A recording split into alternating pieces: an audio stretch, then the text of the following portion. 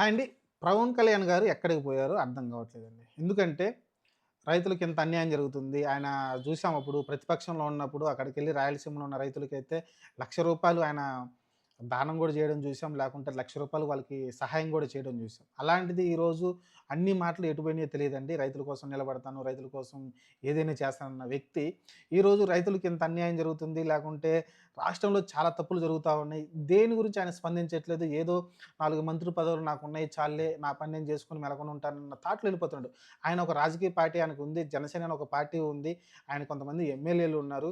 రేపొద్దున future CM అంటున్నారు. మరి అలాంటి వ్యక్తి ఆయనకిచ్చిన 4 పదవులని 4 మినిస్టర్ పదవులనే నీ పని చేసుకుంటాను. మిగతా వాటి గురించి నాకు తెలీదంటే, నువ్వు కూటమిలో ఉండి ఏం ఉపయోగం? కూటమిలో ఉన్నది దేనికి నువ్వు? ఓ పక్కన రైతులు మద్దతు ధర లేదని ఉల్లిపాయ రైతులు, టమాటా రైతులు చచ్చిపోతుంటే, ఆత్మహత్యలు చేసుకొని పురుగుమందులు తాగుతుంటే, నువ్వు దాని గురించి ఏం మాట్లాడవు? చంద్రబాబు నాయుడు గారైతే నిమ్మక నీరెత్తినట్టు ఏదేదో మాట్లాడుతున్నారాయన. ఒక మాట చెప్పేస్తున్నారు. లేకుంటే ట్విట్టర్‌లో ఒక పోస్ట్ పెట్టేసి మేల్కొంటున్నారు తప్ప, దానికి పరిష్కారమే చూపించట్లేదే. రూ. 5కి రూ. 6 కొంటున్నారంట కేజీ అండి. టమాటాలయితే రూ. 8కి రూ. 6 కొంటున్నారు. ఉల్లిపాయలు రూ. 5, రూ. 6 కొంటున్నారంట కేజీ. మధ్య దళారులు. బయట అమ్ముకోవడమేమో రూ. 30కి, రూ. 25కి మేమే కొంటున్నాం. ఆహ్, ఆహ్, చూసుకుంటే రూ. 20 నుంచి రూ. 25, రూ. 30 కూడా ఉంటుంది ఒక్కోసారి. టమాటాలు చూసుకుంటే రూ. 30, రూ. 40, రూ. 50 కూడా ఉంటుంది ఒక్కోసారి. మరి ఎక్కడ దీని సొల్యూషన్ కనిపెట్టాలి గదా! కనిపెట్టి చొరవ తీసుకోవాలి. రైతులు బాంధవుడు అంటావు, అదంటావు, ఇదంటావు. ఇక్కడ చూసుకుంటే సైలెంట్‌గా ఉంటావు. అసలకి ఏం మాట్లాడట్లేదు అసలకి. కనీసం ఆహ్, అంటే ఏంటంటే ఇంగేం లేదు. క్లియర్‌గా అర్థమైంది. ఆయన 15 సంవత్సరాలు మేము కలిసుంటాం, 15 సంవత్సరాలు కలిసుంటాం అంటే ఇంగేం లేదు. ఈ 15 సంవత్సరాలు ఇంగ ఆయన మంత్రి పదవులు చేసుకొని ప్రశాంతంగా బతకాలనుకుంటున్నారేమో. ఒక రాజకీయ పార్టీగా ఆయన అసలకి ఆయన స్టాండ్ ఏంటి? కూటమిలో ఉన్నప్పుడు ఇలాంటి అవకతవకలు జరుగుతున్నప్పుడు నువ్వెళ్లి చెప్పాలి గదా! చంద్రబాబు నాయుడు గారికి చెప్పి, లోకేష్ గారికి చెప్పి దానికి ఎలా సొల్యూషన్ జేయాలో మాట్లాడుకొని రైతులకి ఇది చేస్తామని ప్రెస్ మీట్లు పెట్టి ప్రజలకు వివరించాలి గానీ, అసలుకి అంతులేడండి. అసలు పట్టానే లేడసలకి. యూరియా రైతులకి అసలకి రైతులకి ఇబ్బంది ఎంత కలుగుతుంది? దాని గురించి ఏమన్నా మాట్లాడుతున్నాడా? క్యూ లైన్‌లో అంతమైన నుంచుని బారులు తిరుగుంటున్నారు. ఏమన్నా మాట్లాడుతున్నారా దాని గురించి? యూరియా గురించి? దాని గురించి ఏం మాట్లాడట్లేదు. అసలకి చూసుకుంటే అది సరే ఇంగ వైజాగ్ స్టీల్ ప్లాంట్ అంటే అది దానికి సంబంధించి దాని గురించి అసలు ఇంకేం మాట్లాడట్లే. అంతకుముందు ఆడికి పోయి ధర్నాలు చేసి, అది చేసి, అన్ని చేసాడు. తిరగలేదా? మొన్న చూసుకుంటే ఆ ప్యాలెస్‌కెళ్ళి ఏదో పెచ్చూడిపోయిందని ప్యాలెస్ పోయి దాని గురించి చెప్పుకొచ్చాడు. ఆ పెచ్చూడితే నీకేంది? బొచ్చూడితే నీకేంది? నాకు అర్థం కావట్లేదు. చెప్పండి నాకు అర్థం కాదు. ఆడ పెచ్చూడింది.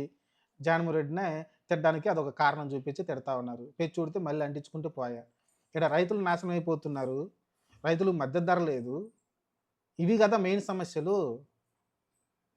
రుషికొండ ప్యాలెస్‌లో పెచ్చూడిందని దాన్ని చూడటానికి అంత టైం ఉన్నప్పుడు, నీకు ఇటు రైతులు కనపట్లేదా? యూరియా కోసం, లేకుంటే మద్దతు ధర కోసం ఆత్మహత్యలు, లేకుంటే రైతులు రోడ్డెక్కి ఆ ఎండలో నుంచొని తిరుగుతుంటే కనిపించట్లేదా? పవన్ కళ్యాణ్ గారికి నాకు అర్థం కావట్లా. మిగతా వేస్ట్ విషయాలన్నీ మాట్లాడతారు ఆయన వచ్చి కూర్చొని. కాబట్టి కొంచెం పవన్ కళ్యాణ్ గారు జనసేన ఒక పార్టీ ఉంది. ఆ పార్టీ తరపున ఎమ్మెల్యేలు ఉన్నారు. కూటమిలో ఉన్నారు. కూటమిలో ఉన్న తర్వాత నీకిచ్చిన 4 పదవుల కోసం గదా! నువ్వు ఒక జస్టు టీడీపీలో ఒక ఎమ్మెల్యే లాగానే పనిచేస్తున్నట్టున్నావు తప్ప, నీకో సొంత పార్టీ ఉంది. దానికి ఒక విధి విధానాలతోటి ప్రజలకి అన్యాయం జరుగుతున్నప్పుడు మాట్లాడాలన్న జ్ఞానం లేకుండా పోయింది. ఎందుకంటే ఇంగ అధికారంలోకి వచ్చామన్న థాట్‌లోకి ఆయన ఎళ్ళిపోయినట్టున్నాడు. ప్రజల కోసం ప్రజల సమస్యలనే తీరుద్దామన్న థాట్‌లో ఆయనకు కనిపించట్లేదు. నాకు నిజంగా నాకు అదే కనిపిస్తా ఉంది. కనీసం ఆయన బయటకొచ్చి మాట్లాడకపోవడం. ఇంత జరుగుతున్నా సరే. ఈ రోజే మీరు చూసారుగా 'ఆంధ్రజ్యోతిలో', 'ఈనాడులో' రాశారు కదా! యూరియా దొడ్డిదారిలో పోయి మొత్తం అమ్ముకుంటున్నారని. మరి దానిపైన ఖండించరా? ఏ ఎమ్మెల్యే అమ్ముకుంటున్నారు? ఎవడు అమ్ముకుంటున్నాడు? ఇది టీడీపీకి తెలియకుండా జరుగుతుంది. చెప్పండి నాకు అర్థం కాదు. యూరియా ప్రైవేటు వ్యక్తుల చేతిలో పోతుందంటే అసలకి టీడీపీ లీడర్‌కి తెలియకుండా పోతుందా? దాన్ని మీరు ఖండించిన అవసరం లేదా బయటకొచ్చి? ఎవరైతే మీరు ఈ ప్రైవేటులో వ్యక్తులు కొంటున్నారో అయి ఖచ్చితంగా మళ్ళీ మేము వెనక్కి తీసుకుంటాం. మీరు కొనొద్దని ఒక వార్నింగ్ అయితే ఇవ్వాలి గదా! అలాంటిదేం లేదు. అలాంటిదేం లేదు. ఉల్లిపాయ రైతులు, టమాటా రైతులు ఆత్మహత్యలు లేకుంటే అటు చేసుకుంటా ఉన్నారు. వాటిపైన మీకు కట్టపట్లేదు అసలకి. సరే 'సాక్షి' తప్పు రాస్తుందనుకున్నాం. 'సాక్షి' రోతరాతలు రాస్తుందనుకుందాం. మీరు ఒకసారి ఎంక్వైరీ చేసి దాన్ని బయట పెట్టొచ్చు కదా! మీ వ్యక్తుల చేత. నిజంగానే వాళ్ళు ఏదైతే రాతలు రాస్తున్నారో నేను ఇద్దరు పురుగుల మందు తాగారంట. నిజంగానే వాళ్ళు పురుగు మందులు తాగారో లేదో ఒకసారి ఎంక్వైరీ చేయొచ్చు కదా! దాని గురించి. ఎంక్వైరీ చేసి ఈళ్ళు వైసీపీ వోళ్ళు ఇలా తప్పుడు ప్రచారం చేస్తున్నారు చూపించండి. ఓ పనైపోద్ది. అసలకి ఏందో నిమ్మకి నీరెత్తినట్టు కూర్చుంటున్నాడు పవన్ కళ్యాణ్ గారైతే. ఇదైతే అస్సలకి మంచి పద్ధతి గాదు. ఆయన అధికారంలోకి వచ్చినాక పూర్తిగా మారిపోతారంటే ఇదే అనుకుంటాను. అధికారం లేనప్పుడు ఒకలాగా, వచ్చినాక ఒకలాగా అయితే కనిపిస్తారంటే ఇదే అనుకోవచ్చు. మేబీ పవన్ కళ్యాణ్ గారు. ఆయన చాలా ఉన్నత విలువలతోటొచ్చాను. నేను రాజకీయం చేయడానికి రాలేదు. ప్రజల కోసం వచ్చాను. నా పార్టీ వేరని, సిద్ధాంతాలు వేరని నిన్న గూడా ఆయన వైజాగ్ మీటింగ్‌లో గూడా మాట్లాడడం చూసాం. ఎక్కడ పోయినాయి ఆ సిద్ధాంతాలన్నీ ఇప్పుడు ఎక్కడికి పోయినాయి? ఇప్పటికైనా కొంచెం గుర్తించి ప్రజల్లో రేపొద్దున మీరు కూటమిగా ఉన్నా సరే ఓడగొట్టే పరిస్థితి వస్తది. ఇలాంటి పరిస్థితులు, సిట్యుయేషన్‌లు రోజు రోజుకి పెరుగుతూ పోతే కనీసం రైతులకి ఏం చేయలేని వ్యక్తులుగా మిగిలిపోతారు రేపు. చూద్దాం మరి. ప్రస్తుతానికైతే దీనిపైన మరి ఎలాంటి స్పందన వస్తుందో చూడాలి.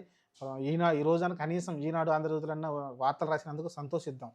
నిజంగానే యూరియా రైతులు ఇబ్బందులు పడుతున్నారని.